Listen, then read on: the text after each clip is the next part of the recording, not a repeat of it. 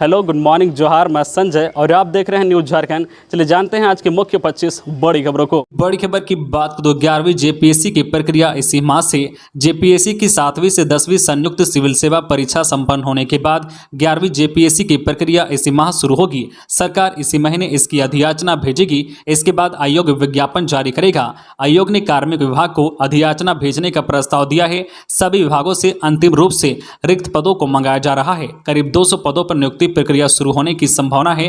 मुख्यमंत्री हेमंत सोरेन के निर्देश पर कार्मिक विभाग तैयारी कर रहा है। बताया जाता है कि अधियाचना के लिए ही सरकार ने पदोन्नति पर आरक्षण पर से रोक हटाई है। झारखंड में अब तक 10 सिविल सेवा परीक्षाएं हो चुकी है। 7वीं से 10वीं परीक्षा का फाइनल रिजल्ट रिकॉर्ड 251 दिन में जारी किया गया है। जेपीएससी की अगली सिविल सेवा परीक्षा भी इसी साल शुरू होगी और 31 दिसंबर या मार्च 2023 से पहले इसका रिजल्ट जारी करने की तैयारी की जा रही है।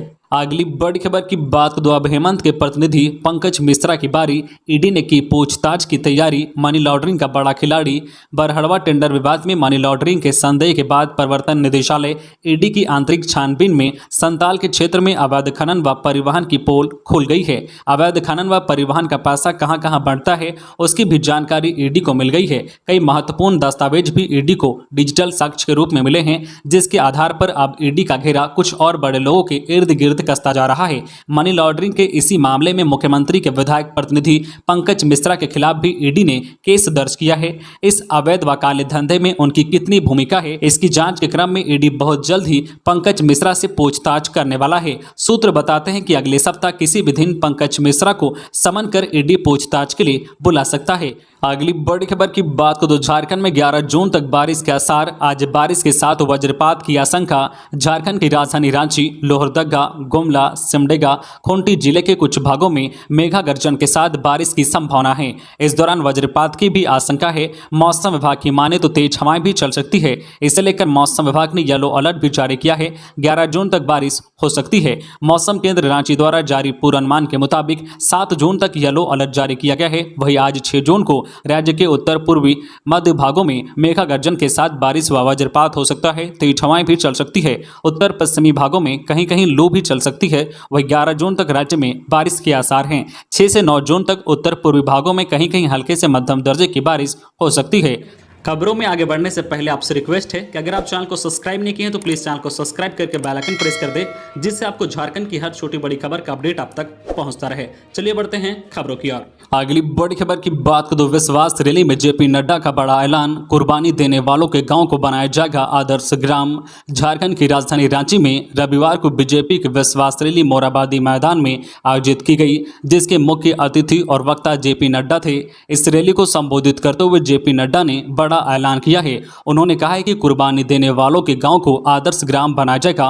उन्होंने कार्यक्रम को संबोधित करते हुए कहा है कि आज धरती आबा बिरसा मुंडा की पावन धरती पर आने का सौभाग्य मिला है। सभी वीर शहीदों को नमन। आदिवासी समाज की चिंता किसी ने की है तो वो है बीजेपी। आजादी की लड़ाई से पहले आदिवासी समाज ने अंग्रेजों के खिलाफ लड़ाई लड़ी। तिलका मांझी ने दामिन विद्रोह किया था। सिधो कान्हू, बुद्धू भगत जैसे अन्य वीर शहीदों ने अंग्रेजों से लोहा लिया। आदिवासी बोलते कम है, लेकिन आदिवासी समाज के वीर जवानों ने देश के लिए कुर्बानी दी है। इस मौके पर उन्होंने बड़ा ऐलान करते हुए कहा है कि कुर्बानी देने वालों के गांव को आदर्श ग्राम बनाया जाएगा। अगली बड़ी खबर की बात करें तो पद्म भूषण डॉक्टर नागेश्वर रेड्डी ने की मुख्यमंत्री हेमंत सोरेन से मुलाकात। 2 दिवसीय सेमिनार में सम्मिलित होने पहुंचे हैं झारखंड। मुख्यमंत्री हेमंत सोरेन से रविवार को कांके रोड रांची स्थित मुख्यमंत्री आवासीय कार्यालय में Asian Institute of Gastroenterology Hyderabad के chairman doctor D Nageshwar Reddy ने मुलाकात की है। मुख्यमंत्री से यह उनकी शिष्टाचार भेंट थी। डॉक्टर नागेश्वर रेड्डी 2 दिवसीय सेमिनार में सम्मिलित होने पहुंचे हैं। पद्म भूषण पुरस्कार से सम्मानित doctor D Nageshwar Reddy Bihar Jharkhand chapter द्वारा गैस्ट्रोलॉजी विषय से संबंधित 2 दिवसीय सेमिनार में सम्मिलित होने झारखंड पहुंचे हैं। अगली बड़ी खबर की बात करें तो आजसू सुप्रीमो सुदेश महतो ने जेपी नड्डा से की मुलाकात। निकाले जा रहे हैं कई सियासी मायने। पूर्व उप मुख्यमंत्री और आजसू सुप्रीमो सुदेश महतो ने राजकीय अतिथिशाला में भाजपा के राष्ट्रीय अध्यक्ष जगत प्रकाश नड्डा से मुलाकात की। इस दौरान उन्होंने राज्य की वर्तमान राजनीतिक स्थिति और अन्य विषयों पर चर्चा की। जेपी नड्डा रांची में हुए विश्वास रैली में शामिल होने पहुंचे थे। आजसू पार्टी झारखंड में हमेशा भारतीय जनता पार्टी की सहयोगी भूमिका में रही है। अगली बड़ी खबर की बात को तो धनबाद में एटीएम तोड़ा, गिरिडीह में पार्ट्स बरामद, 2 जिलों की पुलिस जांच में जुटी। तोपचांची इलाके में वारदात को दिया अंजाम। धनबाद के तोपचांची थाना क्षेत्र में गोमो तोपचांची रोड पर स्थित HDFC बैंक के एटीएम चोरी की वारदात को अंजाम दिया गया है। अपराधियों ने शनिवार रात शटर तोड़कर एटीएम मशीन निकाल लिया। इसी बीच गिरिडीह के बगोदर थाना इलाके के अटका कांड से एटीएम मशीन के कुछ पार्ट्स बरामद किए गए हैं। प्रारंभिक जांच में यह साफ हो गया है कि यह पार्ट्स धनबाद से चोरी एटीएम के हैं। दोनों जिलों की पुलिस मामले की जांच में जुट गई है। घटना का सीसीटीवी फुटेज भी सामने आया है। बताया जा रहा है कि धनबाद को तोपचांची में एटीएम गेट के पास वाहन के टायर के निशान मिले हैं। सीसीटीवी में दिख रहा है कि चोरों ने एटीएम की चोरी कर ले जाने के लिए बंगाल नंबर के वाहन का उपयोग किया है। मामले की जानकारी मिलते ही मौके पर ग्रामीणों की भीड़ जुट गई। मामले की सूचना मिलने पर तोपचांची पुलिस भी मौके पर पहुंचकर जांच में जुट गई है। अगली बड़ी खबर की बात करें तो गढ़वा पुलिस को मिली बड़ी सफलता। नक्सलियों का पूर्व सब जोनल कमांडर प्रेमिका के साथ गिरफ्तार, AK-47 जब्त। गढ़वा पुलिस को बड़ी सफलता मिली है। पुलिस की स्पेशल टीम ने उग्रवादी भानु सिंह खरवार को उसके प्रेमिका के साथ गिरफ्तार किया है। पुलिस ने गिरफ्तार पूर्व सब जोनल कमांडर भानु सिंह खरवार और उसकी प्रेमिका वृंदा कुमारी के पास से एक AK-47 राइफल, एक मैगजीन, 20 राउंड गोली, एक काला रंग का पाउच, एक देसी कट्टा, 2 जिंदा राउंड गोली, 7 मोबाइल, पावर बैंक, एक DC चार्जर, एक सोलर पैनल, 2 बैग, एक डायरी बरामद की है। डायरी में लेवी देने वालों का नाम दर्ज है। इस उग्रवादी पर कुल 14 से अधिक मामले दर्ज हो चुके हैं। अगली बड़ी खबर की बात 22 को होगी CHO परीक्षा, 29 को रिजल्ट, 18 से एडमिट कार्ड। स्वास्थ्य विभाग के हेल्थ एंड वेलनेस सेंटर में सामुदायिक स्वास्थ्य पदाधिकारियों की नियुक्ति हेतु संचालित होने वाले ब्रिज कोर्स में नामांकन के लिए प्रवेश परीक्षा अब 22 जून को होगी। पहले यह परीक्षा 11 जून को होने वाली थी। झारखंड संयुक्त प्रवेश प्रतियोगिता परीक्षा पार्षद ने परीक्षा के अलावा अन्य संबंधित तिथियों में भी संशोधन किया है। इसके तहत इस परीक्षा में शामिल होने के लिए प्रवेश पत्र 18 जून तक डाउनलोड किए जा सकेंगे। 23 से 24 जून को मॉडल उत्तर जारी किया जाएगा तथा उस पर आपत्तियां ली जाएगी। आपत्तियों की समीक्षा के बाद 27 जून को अंतिम रूप से मॉडल उत्तर जारी किया जाएगा। 29 जून को परीक्षा का परिणाम जारी होगा। अगली बड़ी खबर की बात करें तो नड्डा की विश्वास रैली पर बेफिरी झामुमो कांग्रेस। झामुमो ने कहा, बिना जोहार के हुई विश्वासघात रैली है। कांग्रेस का दावा, मॉडल चुनाव प्रभावित करने की कोशिश। बीजेपी की बिरसा मुंडा विश्वास रैली पर सत्तारूढ़ झारखंड मुक्ति मोर्चा झामुमो और कांग्रेस ने तीखी प्रतिक्रिया दी है। जेएमएम ने इस रैली को विश्वासघात रैली की संज्ञा दी है। उन्होंने कहा है कि रैली में आदिवासियों की प्रमुख मांग सरना कोड की चर्चा तक नहीं करना हास्यास्पद है। उन्होंने कहा है कि CM हेमंत सोरेन के नेतृत्व में नवंबर 2021 में विधानसभा से आदिवासी सरना धर्म कोड का प्रस्ताव पास हुआ था। झारखंड की सभी राजनीतिक पार्टियों ने मुख्यमंत्री के नेतृत्व में केंद्रीय गृह मंत्री से मिलकर सरना धर्म कोड की मांग की थी, लेकिन रविवार को बीजेपी राष्ट्रीय अध्यक्ष और सभी नेताओं की जुबान से इसकी चर्चा तक नहीं की गई। भट्टाचार्य ने कहा है कि रैली में आदिवासी शब्द का तो इस्तेमाल तो किया गया, लेकिन किसी ने एक बार भी जोहार तक नहीं कहा। उन्होंने कहा है कि मंच पर बैठे तीन पूर्व मुख्यमंत्रियों रघुवर दास, बाबूलाल मरांडी, अर्जुन मुंडा में से किसी भी जोहार शब्द से अपने संबोधन की शुरुआत तक नहीं की। अगली बड़ी खबर की बात करें तो धनबाद के BSF जवान की करंट लगने से मौत। त्रिपुरा इलाके में बांग्लादेश बॉर्डर पर तैनात है रविशंकर साव। धनबाद जिला का एक जवान त्रिपुरा में शहीद हो गया है। गोविंदपुर थाना क्षेत्र में रहने वाले BSF जवान रविशंकर साव की करंट लगने से मौत की खबर से इलाके में मातम पसर गया है। त्रिपुरा इलाके में बांग्लादेश बॉर्डर पर तैनात BSF जवान की ड्यूटी के दौरान मौत से पूरा परिवार सदमे में है। शहीद जवान के पिता रामदेव साव ने घटना की उचित जांच की मांग की है। गोविंदपुर थाना के मास्टर कॉलोनी के रहने वाले शिक्षक रामदेव साव को रविवार की दोपहर फोन पर बेटे के करंट लगने की सूचना BSF 200 बटालियन के अफसरों ने दी। अगली बड़ी खबर की बात करें तो खूंटी में धर्मांतरण का आरोप। ग्रामीणों ने SDO को नाम के साथ सौंपी सूची। जांच टीम गठित। चर्च पर आरोप। NCPCR ने लिया संज्ञान। झारखंड के नक्सल प्रभावित खूंटी जिले में आदिवासी बच्चों सहित कुल 12 लोगों का धर्मांतरण कराए जाने का सनसनीखेज मामला सामने आया है। कमडा सिरका टोली के ग्राम प्रधान ने खूंटी के अनुमंडल पदाधिकारी को इस संबंध में लिखित शिकायत सौंपी है। इसमें बच्चों सहित कुल 12 लोगों के नाम हैं। आरोप लगाया गया है कि एक स्थानीय चर्च की ओर से 22 मई को लोभ लालच देकर इन लोगों का धर्मांतरण कराया गया है। जानकारी मिलने के बाद NCPCR राष्ट्रीय बाल अधिकार संरक्षण आयोग ने मामले का संज्ञान लिया है। इधर CO सचिदानंद शर्मा ने बताया है कि इस मामले में जांच के लिए 3 सदस्यीय टीम गठित की गई है। अगली बड़ी खबर की बात करें तो पूर्वी सिंहभूम के घाटशिला में 9 लोग हिरासत में। प्रतिबंधित मांस बेचने और खरीदने का लगा आरोप। पुलिस की छापेमारी में धराए। पूर्वी सिंहभूम के घाटशिला थाना क्षेत्र के उत्तरी माओ भंडार पंचायत के फुलपाल गांव में घाटशिला पुलिस ने प्रतिबंधित मांस बेचते खरीदते 9 लोग को हिरासत में लिया है।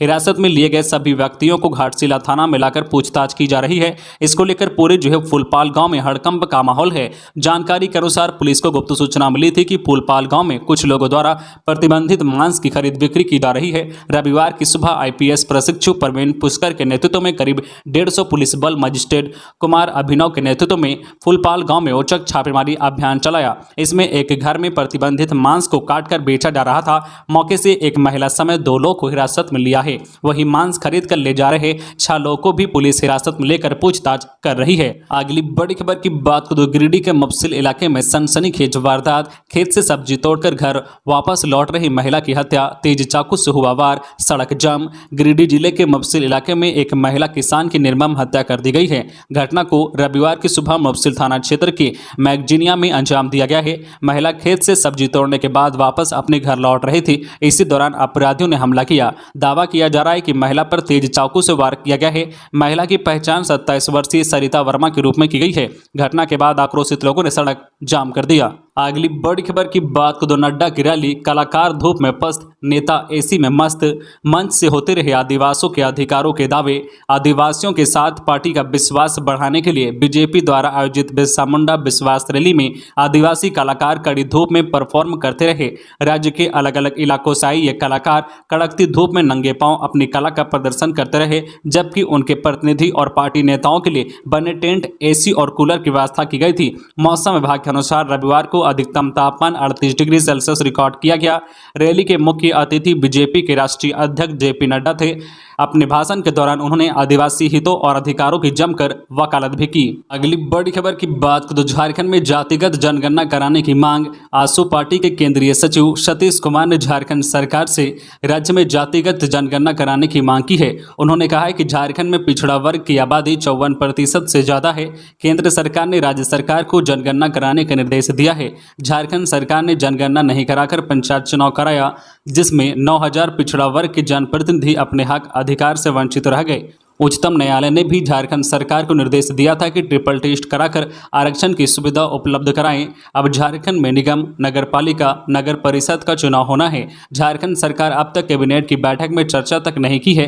विधानसभा चुनाव पूर्व यूपीए की टीम ने राज्य में गला फाड़कर चिल्लाई थी कि पहली कैबिनेट की बैठक में पिछड़ा वर्ग को 27% आरक्षण देंगे, मगर सत्ता में आते ही अपने चुनावी घोषणा पत्र को भूल गई है। बिहार के मुख्यमंत्री नीतीश कुमार ने सर्वदलीय बैठक बुलाकर सर्वसम्मति से जातीय जनगणना कराने का निर्णय ले लिया है। आसू पार्टी के केंद्रीय अध्यक्ष सुदेश कुमार महतो सदन और सड़क पर लगातार इस मांग को उठाते रहे हैं, मगर यूपीए सरकार अनसुनी करती आ रही है। उन्होंने कहा है कि अगर सरकार अविलंब जातीय जनगणना कराने की घोषणा नहीं करती है तो झारखंड आंदोलन जैसा संघर्ष शुरू होगा। अगली बड़ी खबर की बात करें तो देवघर में अनाज की तस्करी, मोहनपुर के रास्ते बिहार पहुंच रहा पीडीएस और एमडीएम का चावल। देवघर में पीडीएस के अनाज की कालाबाजारी का मामला सामने आने के बाद सरकारी अनाज की तस्करी उजागर हुई है। मई के अंतिम सप्ताह में मिनी ट्रक से भारी मात्रा में खाद्य अन्न जब्त होने के बाद मार्केटिंग ऑफिसर कर जांच में कालाबाजारी की बात सामने आई है। मिनी ट्रक ड्राइवर के बयान पर लीलावरन निवासी उपेंद्र यादव पर मामला दर्ज किया गया है। स्पेशल ब्रांच ने भी इस तस्करी की रिपोर्ट मुख्यालय को भेजी है। देवघर जिला के मोहनपुर प्रखंड में अनाज की कालाबाजारी की यह कोई नया मामला नहीं है। वर्ष 2016-17 में मोहनपुर में पीडीएस चावल में गड़बड़ी होने पर 16 पीडीएस दुकानदारों और ट्रांसपोर्टरों पर प्राथमिकी दर्ज की गई थी। अगली बड़ी खबर की बात करें तो झारखंड यूथ कांग्रेस प्रदेश कार्यकारिणी की बैठक संपन्न। मोदी सरकार की विफलताओं को युवाओं तक ले जाने का दिया गया टास्क। झारखंड प्रदेश यूथ कांग्रेस कार्यकारिणी की अहम बैठक प्रदेश कार्यालय में संपन्न हो गई। बैठक की अध्यक्षता प्रदेश यूथ कांग्रेस के अध्यक्ष अभिजीत राज ने की। वहीं इस दौरान झारखंड सरकार में मंत्री और कांग्रेस विधायक दल के नेता आलमगीर आलम, झारखंड प्रदेश कांग्रेस के अध्यक्ष राजेश ठाकुर, भारतीय युवा कांग्रेस के राष्ट्रीय सचिव और झारखंड कांग्रेस युवा के प्रभारी इमरान अली मौजूद रहे। यूथ कांग्रेस कार्यकारिणी की बैठक में आलमगीर आलम ने कहा है कि युवा कांग्रेस संगठन का मजबूत स्तंभ हैं और युवाओं के द्वारा ही देश का भविष्य तय होता है। उन्होंने कहा है कि वे हमेशा युवा कांग्रेस कार्यकर्ताओं और पदाधिकारियों की मदद के लिए तैयार हैं।